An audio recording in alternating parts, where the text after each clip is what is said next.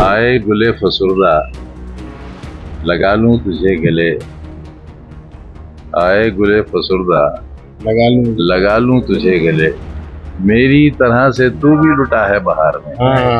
यही मेरी दुआ भी है कि अल्लाह ताला पूरे उत्तर प्रदेश ही नहीं पूरे देश में एक ऐसा बदलाव आए कि वापस हिंदू मुसलमान साथ चले और भारत को तरक्की की तरफ ले जाए।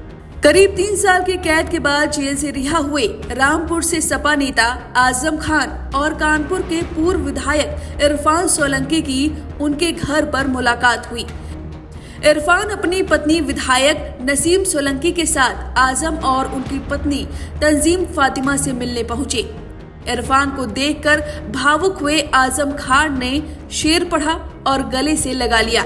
दोनों परिवारों के बीच ये मुलाकात करीब 35 मिनट तक चली। आजम ने इरफान सोलंकी को देखकर कहा, आए गुले फशूला लगा लूं तुझे गले, मेरी तरह से तू भी लुटा है बहार में। तो बहार में लुटे हुए लोग आ जाते हैं तो अच्छा लगता है। आजम खान ने आगे कहा कि मेरी तरह इनके साथ भी बहुत ज्यादती हुई है।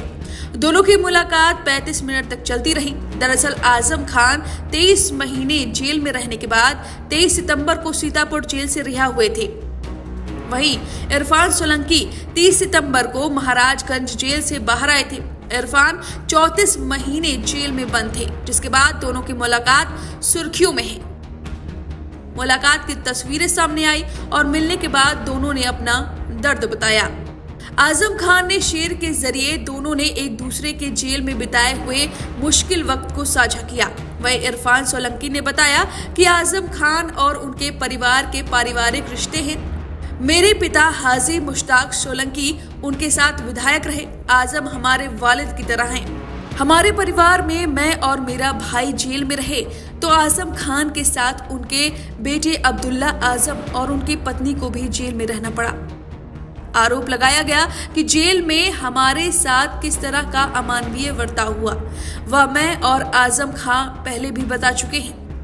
आज जब हम सब मिले तो एक दूसरे को देखकर भावुक हो उठे। सभी की आंखों में आंसू थे, लेकिन वक्त जो था वो कट गया। रामपुर में उनके घर पर हुई पारिवारिक मुलाकात अच्छी रही, जिसकी तस्वीर इरफान सोलंकी ने ट्वीट की है और साथ में लिखा, पारिवारिक शुभचिंतक जनाब आजम खान साहब और डॉक्टर तंजीम फातिमा जी से मुलाकात करी और दुआ ली।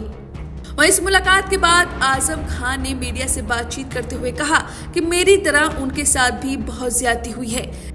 इस मुलाकात के दौरान आजम ने इरफान सोलंकी को देखकर कहा कि उनके साथ भी बहुत अन्याय हुआ है। ऐसा नहीं है कि ये सब खत्म हो गया है, सब कुछ जारी है। आजम खान आगे कहते हैं कि हम लोग बरी थोड़ी हुए हैं। अब आप गौर कीजिए कि 4 नवंबर 2016 को एक multi storey colony DM allot करते हैं। इस इमारत को बनने में करीब 1.5 बरस लगा। वो जमीन सरकार की थी। सरकार ने उस जमीन पर कब्जा लिया और उस पर इमारत बनी और उसके बाद उसका अलॉटमेंट हुआ। लोगों ने उस पर कब्जा लिया। 3 साल के बाद एक रिपोर्ट लिखी जाती है। 6 नवंबर 2016 को हमारे घर गिराकर हमारी रोजी, बकरी और पायल लूट ली गई। 3 साल बाद क्या ये संभव है? ऐसा तो ख्वाब भी नहीं देखा जा सकता। इसमें मुझे 21 बरस की सजा हुई और 36 लाख का जुर्माना लगाया गया। याद रखिएगा सब साहिबान, बताने के लिए लोगों को, 4 नवंबर 2016 को बनी हुई हजारों लोगों की कॉलोनी अलर्ट हो गई 4 नवंबर 2016 को, और 3 बरस के बाद एक रिपोर्ट लिखी जाती है कि 6 नवंबर 2016 को हमारे घर गिराकर हमारी मुर्गी, बकरी और पायल लूट ली गई। 3 साल बाद, कॉलोनियां बंटने के 2 दिन बाद, क्या ये संभव है? ऐसा तो ख्वाब भी नहीं देखा जा सकता। और उसमें हमें 21 बरस की सजा हुई है और 36 लाख रुपए का जुर्माना। वहीं मीडिया ने पूछा कि आप लोग एक साथ रहे, क्या बात हुई? आजम कहते हैं कि जब राजनीतिक लोग मिलते हैं तो हर तरह की बात होती है। राजनीतिक मकसद तो है ही, लेकिन हमारे उनके वालिद साहब से संबंध थे। उन्होंने आगे बताया, सब कुछ कहिए। राजनीतिक लोग जब मिलते हैं तो जाहिर है राजनीतिक मकसद भी होते हैं, जाती ताल्लुकात तो हैं ही हमारे। उनके वालिद मोहतरम से, मरहूम से बहुत अच्छे रिश्ते थे। और आपको आज एक ऐतिहासिक बात ये भी बता दें कि सोलंकी साहब का जब इंतकाल हुआ और मैं उनके जनाजे में शरीक हुआ, तो मेरी जिंदगी का वो अकेला जनाजा था जिसका खत्म होता हुआ हिस्सा मैंने नहीं देखा, दूसरा छोर ही नहीं देखा। इतना बड़ा जनाजे का जुलूस था। और हमारे यहाँ ये कहा जाता है कि जिसके जनाजे में 40 लोग शरीक हों उसे जन्नती गई, और ऐसा शख्स जिसके साथ इतनी बड़ी तादाद हो जी। वही इरफान सोलंकी दोपहर 12:30 बजे रामपुर स्थित आजम के आवास पर पहुंचे थे। इरफान के राजनीतिक सलाहकार सरताज अनवर भी मौजूद रहे। इरफान खान ने मुलाकात के बाद जब पूछा गया कि राजनीतिक मुलाकात है, इस पर सोलंकी ने जवाब दिया। देखिए, आजम खान साहब हमारे बड़े बाप की तरह, मेरे वालिद के साथ विधायक रहे, मेरे साथ भी रहे, उनका पूरा परिवार मेरे साथ विधायक रहा, तो एक पारिवारिक संबंध है। और फिर हमारा और उनका तो समझ लीजिए हम दोनों सिक्के के दो पहलू थे। हमने भी वही जुर्म सहा जो आपने सहा, आपने तो पूरे परिवार के साथ सहा।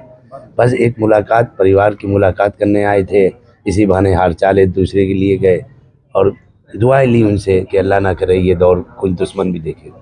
आजम भाई ने तो अभी बाहर ये भी कहा कि हमारे उनसे पारिवारिक संबंध है, वो परिवार के तौर पर तो यहाँ पर आए हैं, लेकिन परिवार के तौर पर कोई मिलने आता है तो राजनीतिक बातें भी होती हैं। हाँ, पर हमने तो पहले ही आपसे कहा कि मेरे पारिवारिक संबंध है।